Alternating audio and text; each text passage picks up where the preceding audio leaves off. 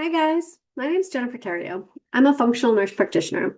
I have a small solo practice called Warrior Wild Functional Psychiatry and Wellness, where I practice at the intersection of mental health, hormonal health, and metabolism. I'm also the co-founder of the Health Reclamation Project that I run with a business partner who's a functional nutritionist with a master's degree and a love of biochemistry.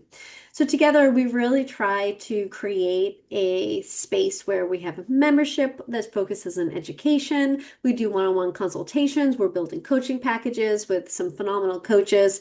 We offer options about learning about peptides and all sorts of fun things with a real focus on the foundations of health. So in both my small practice and in my shared venture with Jay, we use the OAT test a lot.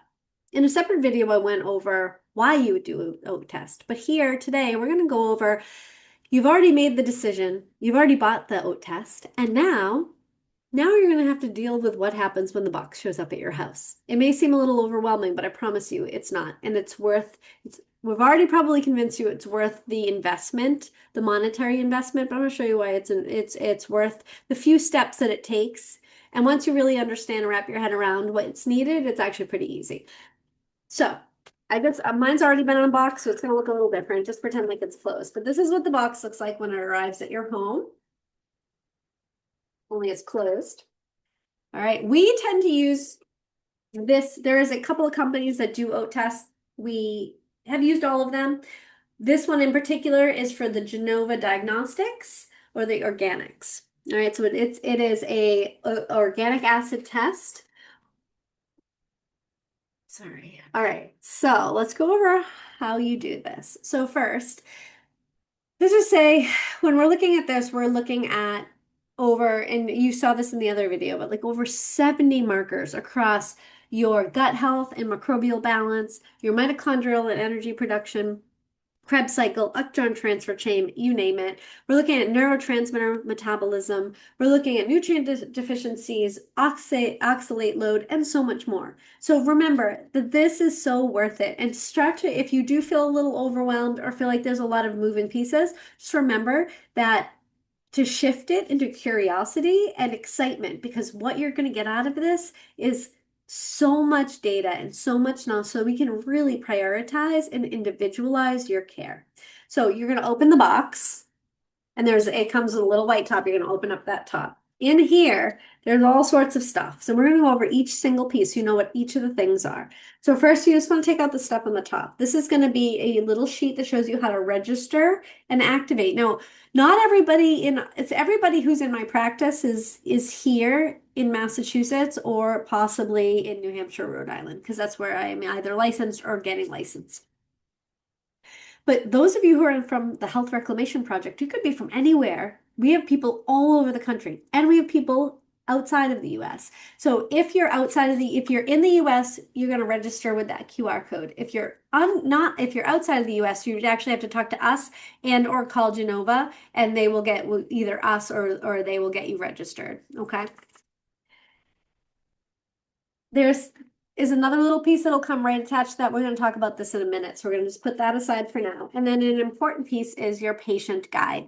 Now, not only do you have this patient guide, this video, but also I have emailed, if you got this from us, I've emailed you a more detailed kind of broken down instruction just to help. Although they do pretty good in this. This is pretty good. And what they talk about is what you want to do is you want to plan. You want to plan when you're going to do your test. I suggest that you do it Monday morning if you work Monday through Friday. Remember, I'm a nurse. So for 30 years, I do work Monday through Friday now and some Saturdays, and I'm recording this on Sundays, so really I do work most days. But this is the first time in my life I've had a 9 to 5 flow. I mean, a Monday through Friday flow. But I was an ER nurse for close to 30 years before I was a nurse practitioner. So I understand not having a Monday through Friday 9 to 5 job. So I'm using Monday as an example, but if you're a nurse or firefighter or a cop or somewhere in which your schedule is a little bit different, then just alter it. The idea is, well, the reason I say Monday is that you need to not take supplements for 48 hours before you take the test. you also need to do a couple of things, kind of a couple of preps. So it does make sense and then if we're thinking about mailing it, it makes sense to do it on a weekday. They say Monday through Friday, but I do find that it's best sent out Monday, Tuesday, or Wednesday, to just make sure that there's no sort of delay over the weekend. It doesn't get stuck sitting somewhere. I like it. The earlier in the week, the better. The quicker you're going to get your test, the less likely that the urine's going to get warm in transport. So I say step one is sitting down, looking at your calendar, saying, should I do the 48 hours prep before this on Saturday and Sunday and mail it Monday? Is it my weekend? And I then have Monday, Tuesday off. I know it's a dream world if you actually get 2 days off in a row. If we're talking about nurses, but like or fire, like whatever it is. Like, are you doing a 24 and then you have a couple of days off? Just make it fit into your schedule. But across the board, we're just gonna use Monday so that you can visualize it. So let's just say today's Sunday, tomorrow's Monday, right? We're gonna plan on doing the test next Monday. So sometime, whether it's today or Monday, I'm gonna sit down, I'm gonna make my plans, right? So step one, you're gonna plan your collection. So you're gonna use a calendar to plan your specimen collection. And know that once you do collect your specimen, you want to really mail it out within 24 hours. So you've sat down, you've picked your days. So now we're going to plan on we're going to plan on next Monday. So 4 days before. So Wednesday, Thursday, Friday, night. So that'd be Thursday, right? Thursday, Friday, Saturday, Sunday. It would be Friday. Friday, Saturday, Sunday, Monday. 4 days before. You're going to check with your clinician before that. So sometime during the week, you're going to reach out to me or whatever provider ordered this. And you're going to check in to see whether or not you're going to hold your meds and or your supplements. Now I'm going to tell you, please do not misinterpret this. I'm not telling anybody to stop their medications, okay? So even if you are on medications, generally we keep medications going because a lot of medications will have withdrawal effects or other issues if you don't take it, and you need to take them daily, you need to take them as prescribed. However, when it comes to the supplements, most providers, including both myself and Jay and any other providers that we bring on at Health Reclamation Project, we suggest that you go off your supplements for 48 hours. This is why we suggest you doing it over 2 days that maybe you're not working or your schedule's a little lighter. Perfect example is that I take methylene blue. And for me to not take it for 2 days in a row, it's a little problematic because it plays a big role in my focus and my cognitive ability. I really enjoy taking it in the morning and then diving into a bunch of hours of productivity. So I opt when I do an OAT test, I don't take it for the two days before, and so I will do that on Saturday and Sunday, so that Monday morning I can do my test and then I can pop some methylene blue and then I can enjoy a day of focus. So, but again, check with your provider because there's other reasons sometimes that we'll just say stay on them. Like if it's taken us a while to get you stabilized, say you were really struggling, you really weren't feeling good, and then we finally got you feeling good, we may not want to rock the boat, and we might just read and interpret this test, knowing that you were still taking your magnesium and your L-theanine or your B12 and whatever else that we have you on. All right, so that's 4 days before. You're going to plan 48 hours before you're going to stop supplements. 24 hours before, you're going to dig into this box and pull out this. This is a block in which you will put in the freezer. I suggest so if you're going to do your test on Monday, put it in on Sunday, or just whenever you open the box to bob around and kind of wrap your head around it, put it in the freezer. You can't put it in too early. So you're going to put this in the freezer at least 8 hours before you collect the test. All right, that goes in the freezer. Night before, you're going to think, we do suggest you're going to do around a 12-hour fast. Now, at first, if you're working with us, then this is probably not anything that you have to worry about. You're probably already fasting. We don't even consider 12 hours really a fast, right? Because you should stop eating. So not even talking about this test for a minute, but just talking about fasting in general. You should eat at 5, 6, even 7 o'clock at night, and then not eat until 7 a.m. the next morning or whenever it is that you eat your breakfast. So even if you're not doing or working on any sort of fasting protocols, we do suggest that most people And obviously there's exceptions of people who are very dysregulated with their blood glucose, variety of different diseases, things like that. You may be on an outlier, but for most people, we do suggest that you don't eat overnight. You eat when the sun's up and you fast when the moon's up, or however you want to look at that. So most of you won't have to think about this, but you do have to think about when you wake up in the morning, right? So this wouldn't be 12 hours of fasting per se. We really want to suggest that you stop eating around 12 hours before you're going to take your morning pee. So you wake up at 6 a.m. every day. You want to stop to withhold from eating from 6 p.m. on. Don't worry about perfection.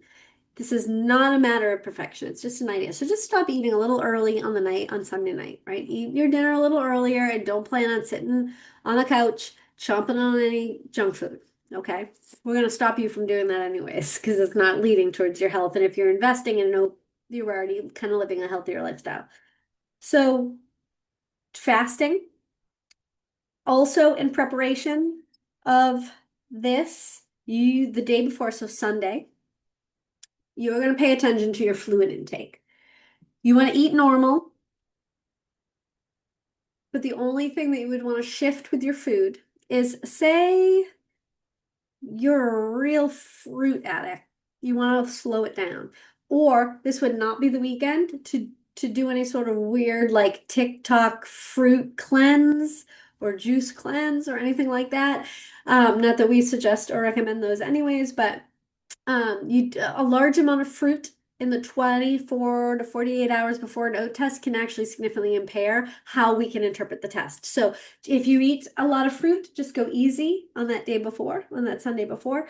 But otherwise, eat normal. Don't do any sort of shifts or changes because we really want to get an idea of how your body is in your average day and how you've been living your life. And important though is that we don't want to under or over hydrate. So you not want to have more than 6 8-ounce glasses of fluids across the board. So no more than 6 8-ounce glasses, whether it's water.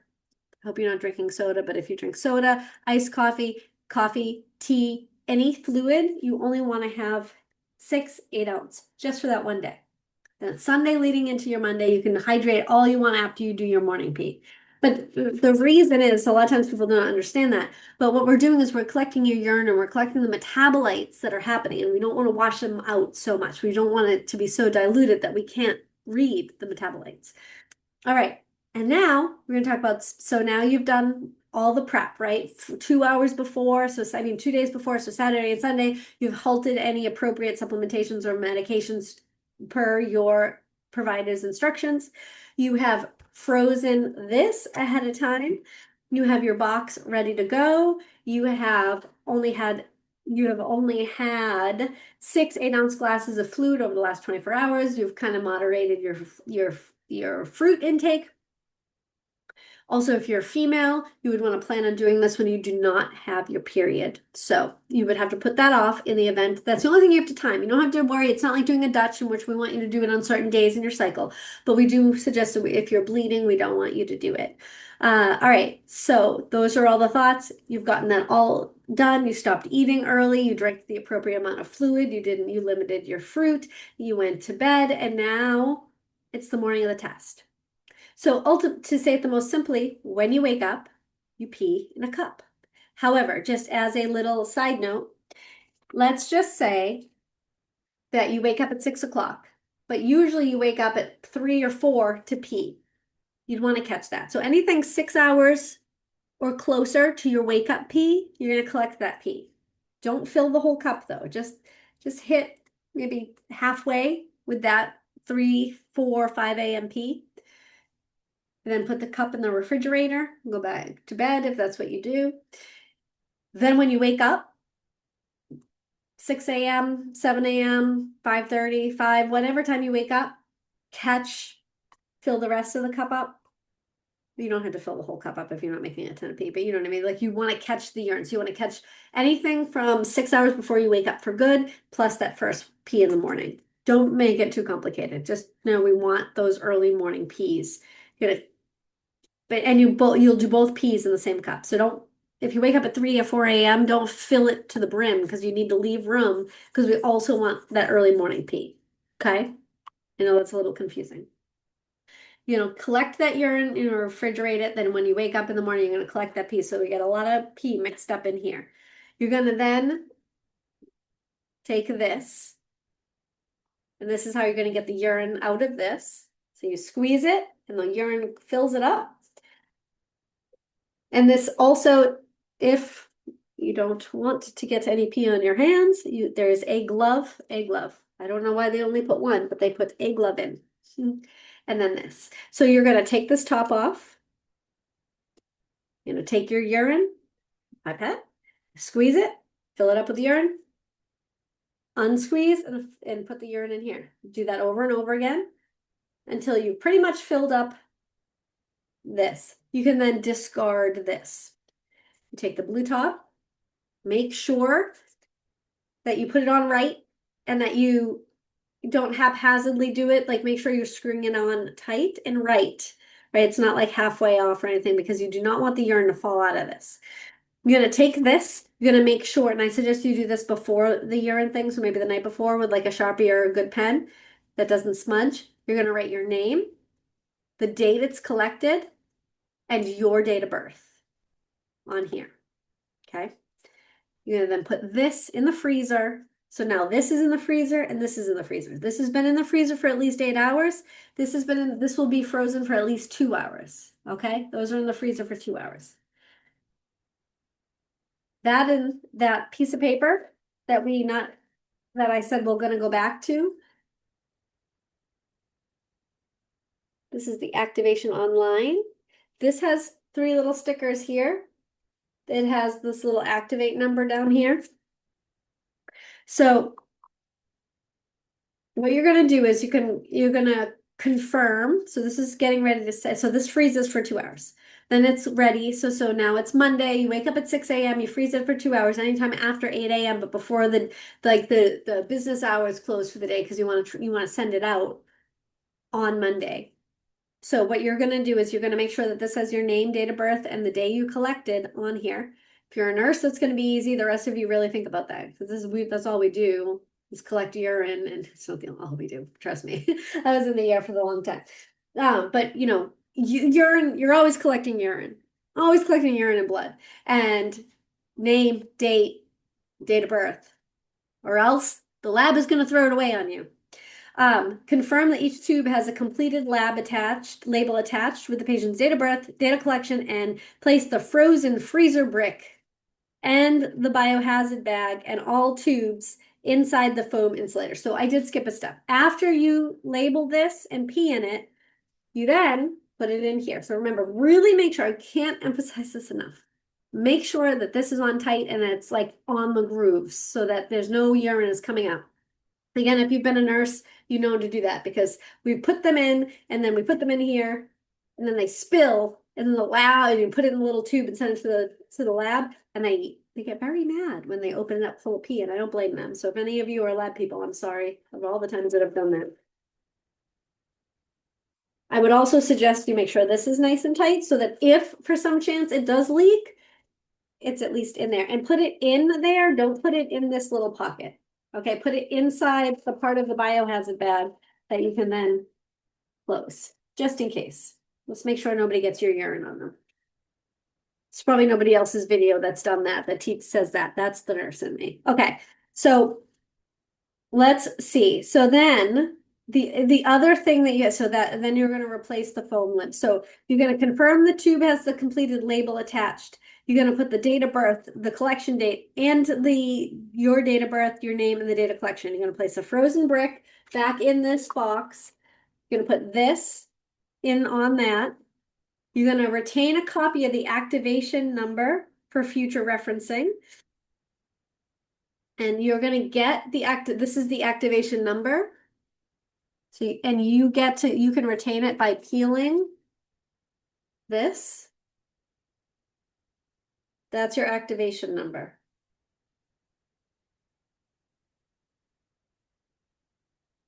Using one of the 3 labels provided at the bottom of the activation card. Then you're going to visit gdx.net MIGDX. That is that comes in the box. I'm just saying it so you have it, but it's in there. You're going to go to that website. You're going to enter the date of your collection and receive your confirmation code. The confirmation code goes right there. You're going to receive the confirmation code. You're going to write the date, collection, and the confirmation on the activation label card. You're going to place the activation card inside the box. So now we have the frozen box. We have the urine, nice and tight top, and a nice and top biohazard bag. And then you're going to place that in there as well.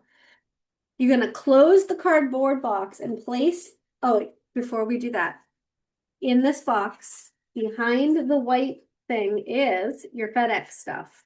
I'm going to pull that out. Okay. You're going to close the box and place it inside your FedEx biological substance fancy bag. And it has to be this bag because it has to have the little, because it has urine. God forbid. All right, so you get your freezer pack, you get your biohazard bag, you have your activation card all inside. The box is now inside the bag. You're gonna peel, and this comes in it too, so this tells you exactly how to do it. You're gonna peel the main portion of the return label and adhere it to the front of your FedEx bag. I'll be Vanna White. I'm gonna peel this, stick it on. It has the address there. Lab support at Genova Diagnostics, 63 Villicoa Street in Asheville, North Carolina, 28817. And it has your order number on there too, so that is also attached to your name and your information. So you're going to peel the main portion of the return label, adhere it to the front of your FedEx package. You're going to keep remaining return label.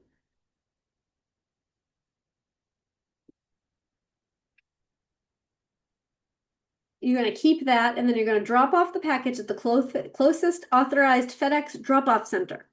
Please return specimens within 24 hours after final collection. It does say FedEx has expanded shipping with third-party shippers. However, some will not accept biological material, which is what you're sending. Please call ahead to these locations to ensure that they will accept your specimen. If no call center is available, you please contact 800-463-3339 to schedule a pickup. Holiday shipping. Overnight labels do not ship 1 business day before a national holiday. 2-day ships do not ship 2 business days before a national holiday. So just try not to do it around a holiday. Do it on a regular old Monday with a whole week ahead of you, okay? Let me know if you have any questions or concerns. Once they get that, it usually takes like a week or two to turn around. I find that they turn around pretty quick. You will get the result via email. I will receive, if you're one of my patients or clients, I will receive that. And then I will, if you're my patient or client, take the information in that. I'm going to then give you a personalized interpretation that goes much deeper, but because they'll give you some level of interpretation, but they're very hard to read and they're very hard to understand. And what's important is to take the clinical aspect of your case and overlay it to the data and take other things like, do we have a Dutch test on you? Do we have a lab panel, right? What are your clinical presentations? I put that all together and then I give you recommendations to like the next step of care. And we will return to this over and over and over again as we progress through your care. But so you'll get a printout from the company, you'll get a official interpretation from me or Jay, depending on, or one of our coaches. Generally, at least at this point, it's only Jay and I that are doing interpretations of oats, although we hope to eventually have we do have just brought on a coach and we hope to be bringing on more providers and more coaches as we move forward. But, so that you'll get interpretation. And then if you have set yourself up to have a one-on-one, we would then sign up for a one-on-one. Or if you were just doing it and just getting a written interpretation, then you can always opt to schedule or layer on an additional if you wanted to chat about it and get a little bit deeper understanding. All right, guys. Let us know if you have any questions. Otherwise, happy peeing, and I Hope to see you all soon.